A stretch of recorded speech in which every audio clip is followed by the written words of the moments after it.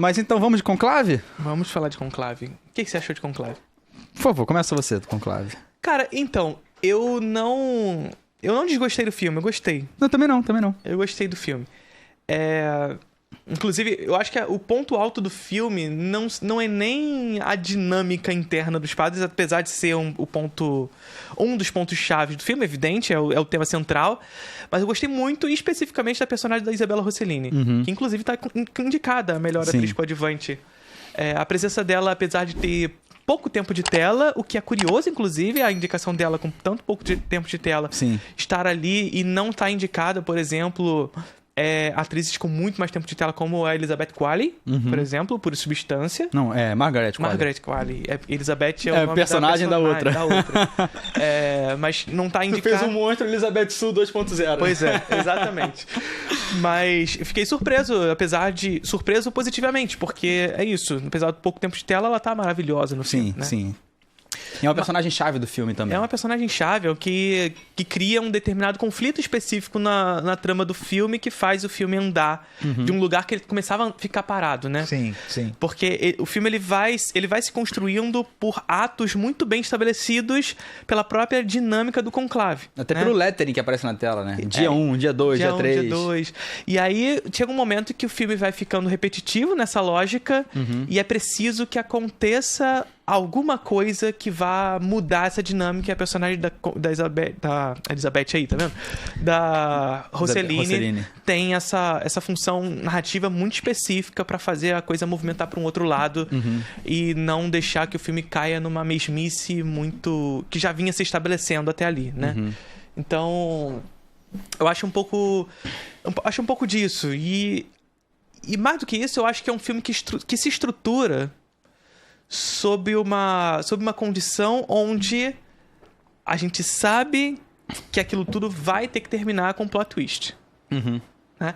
E mais do que isso, ele faz propositalmente essa lógica de que o final tem que ter uma reviravolta chamativa. E tem até duas, né? Então, é isso que eu acho legal. Essa é uma parte que eu verdadeiramente acho legal, porque ele constrói a ideia de que vai ter uma grande reviravolta, ele te entrega essa grande reviravolta. Só que ele não se sente suficiente com ela. Né? Eu acho que esse é o grande trunfo do filme, apesar de eu não gostar da segunda. Eu também não gosto da segunda. Eu acho ruim. Mas a gente não vai falar qual é, evidentemente, o que vai acontecer. Tá estreando hoje, inclusive. Enfim, não vamos falar, não vamos dar spoilers com relação a isso. Vocês não gostam dessas coisas, a gente não vai falar. Né? Mas é isso. É um filme que se estrutura na direção de dar uma grande resposta. É preciso dar uma grande resposta no final das contas. Sim. Ela é dada uma vez, mas ele não se sente suficiente com relação a isso, e eu acho isso interessante.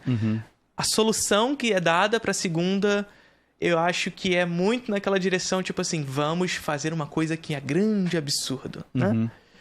E acho que não sustenta, não tem peso, não tem força. Inclusive, a força que ele mesmo faz. Ele te dá uma força muito grande com aquele primeiro plot twist, porque eu realmente não tava imaginando tanto aquilo. Não era uma coisa impossível, mas, tipo, não achei que o filme teria coragem de fazer aquilo. Até depois do discurso muito forte que ele faz, o personagem que acaba sendo eleito o Papa. Mas é um momento tão grandioso e logo em seguida tem burburinhos e tal, aí aí tem o segundo plot twist que tira um pouco a força, porque aquele momento ali era o momento perfeito pra encerrar o filme, sabe? Sim. Mas assim, não é uma coisa que estraga o filme. Eu não acho um grande filme, mas também não acho um filme ruim. Eu acho que o Edward Berger, que é o diretor, né? Acho que ele é alemão, inclusive. Ele fez o Nada de Novo no Front, se eu não me engano, e assim, ele sabe filmar rosto. Eu acho que ele filma rosto de uma maneira bem interessante.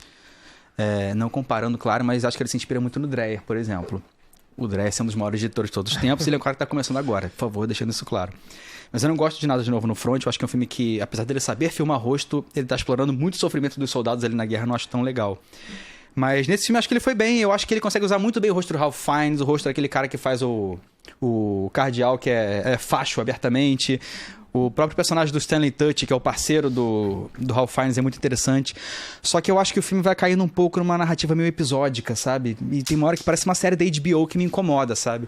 E quando ele filma rostos, ele consegue imprimir uma tensão muito boa. Principalmente esse sentimento do personagem do Ralph Fiennes, que é tipo, cara, não tem uma pessoa pra ser papo, porque todo mundo tem algum podre, todo mundo é filha da puta. E você vê essa tensão crescendo no semblante do Ralph Fiennes, por isso que ele merece muito a indicação ao Oscar.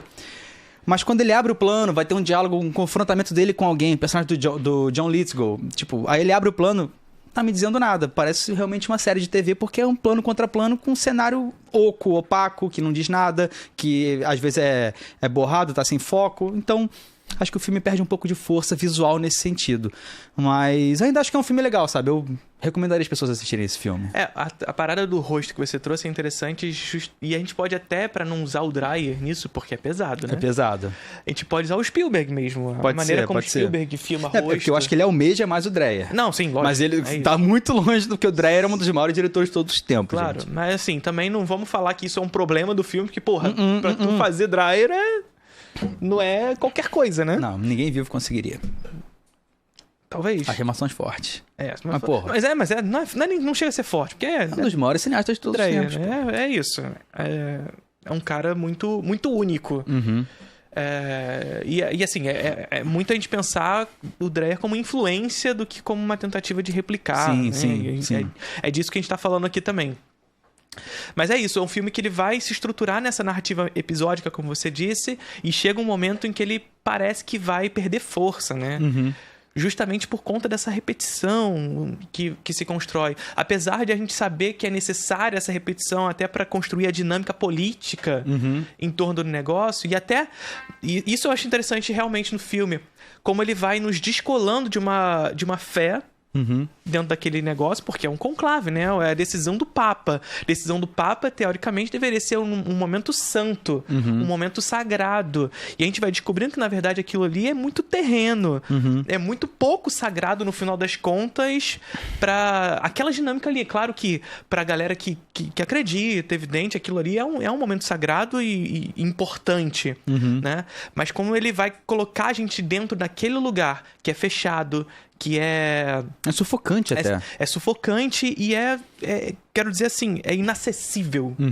A gente descobrir aquela dinâmica interna de maneira muito íntima nos faz colocar aquelas figuras santas como figuras mais humanas do que santas. Sim. Sabe? E o Vaticano, que é um lugar que você imaginaria super bonito, porque, pô, deve ser maravilhoso o Vaticano por dentro, mas é um lugar opressor, é um lugar cinzento pra caramba. Sim. A própria forma como o Berger, o diretor de fotografia, que eu não sei o nome, filmam, é opressor desde o começo, sabe? O quarto do Papa que falece na abertura do filme é um lugar que é meio esquisito, sabe? Sim. Você fica tipo, o que tá acontecendo? Por que eles estão nesse lugar fechado? Mas não, é o quarto do Papa. Sim. A cena parece um pouco até, às vezes, a cena do quarto em Exorcista, cara. Consigo ver a relação.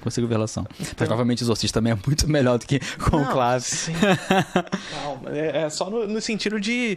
Referência dele, os talvez. padres chegando com aquela figura em cima da cama. É claro que a figura em cima da cama tá morta. E é bonito que tem todo um momento ritualístico ali, de você tirar o anel dele, de você fazer todo o processo pra retirar a pedra do anel, porque aquele anel vai ser reutilizado. Tem toda uma questão ritualística muito forte ali pra você ver o peso da estrutura do Vaticano, sabe? Sim. Isso é muito legal, porque você estabelece muito bem ali que há uma estrutura muito grande, uma sociedade muito organizada e poderosa, que pra você chegar e superar as dificuldades que aquela estrutura vai promover vai ser um desafio do caralho. E é isso que o Ralph Fiennes enfrenta no filme. E só que eu acho interessante, é isso que você trouxe. Tem uma noção ritualística ali muito forte, mas que é desconstruída. Mas como ele torna esse ritual menos sagrado e mais profano, assim. É que nem quando você viu o filme, eu perguntei se você gostou, aí a gente conversou e tal, aí você falou, pô, aquela cena que o cara que é o conclave meio facho fuma o vape. É isso, essa é cena isso. Essa construção do personagem italiano é brilhante, cara. Porque ele... É isso. Porque quando vocês assistirem, vocês vão ver isso. Não é nenhum... Não é nada relevante, não é spoiler. Não é um spoiler, nada disso. Mas o conclave nada mais é do que uma eleição pro Papa e os cardeais lá, eles vão se votando pra escolher quem é o melhor. E eles mesmo lá têm... como se fossem partidos, e aí vão ter o favorito e vocês vão votando lá em quem vai ser o cara. E é um filme de fofoquinha, né? Só que em vez de ser fofoquinha de menina na escola, é fofoquinha de coroa rico no Vaticano. É a fofoca sagrada. É a fofoca sagrada, é isso. E aí tem alguns lá que estão querendo se eleger a ser o Papa, e aí tem toda uma discussão de pra onde a igreja vai. Vamos continuar em direção ao progresso dentro da igreja? Vamos ser conservadores um pouco? Vamos voltar a regressar a tempos nem conservadores, reacionários, sim. Que aí é a figura do italiano, né? É preciso que a gente volte à língua italiana para os tempos romanos e etc. Aí a gente fica discutindo aí se o cara fez gesto romano ou não, né? Aí na internet. Gesto romano que, segundo historiadores, não existe, inclusive. Pois é. Não, mas isso é E mesmo se existisse, é aquela parada. O bigode do Hitler foi o Hitler que inventou? Não, mas você usa o bigode do Hitler? Não usa porque foi redefinido, ressignificado depois do Hitler. Hitler faz o quê com a suástica? Com o imaginário greco-romano? Esse imaginário que ele tenta resgatar. Então, assim, é isso. Tá? Mas no final das contas, o italiano ele representa esse retorno, esse reacionarismo. Mas ao mesmo tempo que ele é um cara reacionário, ele fuma vape, tá ligado? E é discutindo muito Tava também... lá fumando o pendrive dele. Essa crise existencial do Ocidente mesmo, como um todo, da Europa, dos Estados Unidos, esse momento de incerteza, e a gente estava prestes a ver uma nova ascensão fascista. Na verdade, a gente já viu uma ascensão fascista, né? Mas o fascismo retomando o poder, que nunca deixou nos Estados Unidos, convenhamos. Mas acho que o filme também tem um diálogo com aquilo ali, só que ele nunca mergulha de cabeça nisso. Mas você faz claras analogias ali, é possível você fazer claras analogias. É como se a política extra-Vaticano estivesse dentro do Vaticano, exatamente. De fato. Como se esse retorno de um conservadorismo, de um reacionarismo, estivesse também dentro da igreja. Né?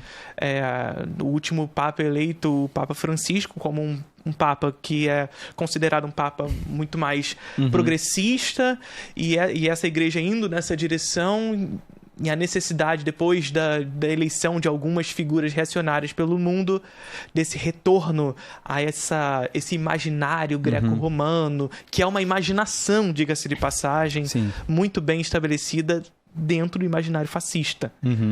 Mais uma vez, o que aconteceu aí com Elon Musk, mas não só com Elon Musk.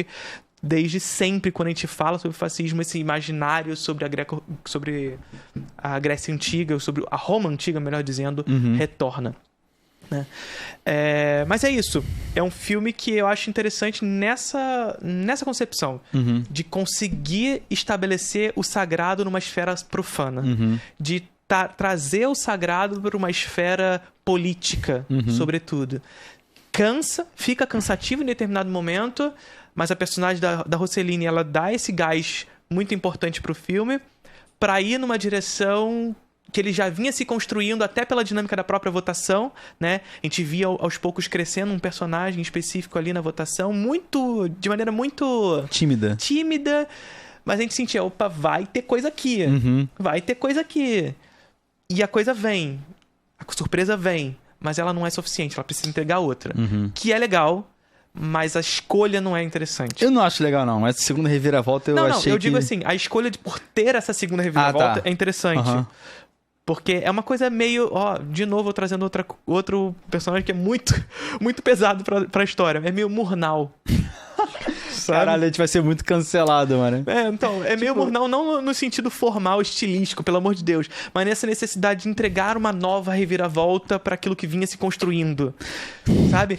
Porque a reviravolta nada mais é do que a quebra de uma expectativa que vinha se estabelecendo.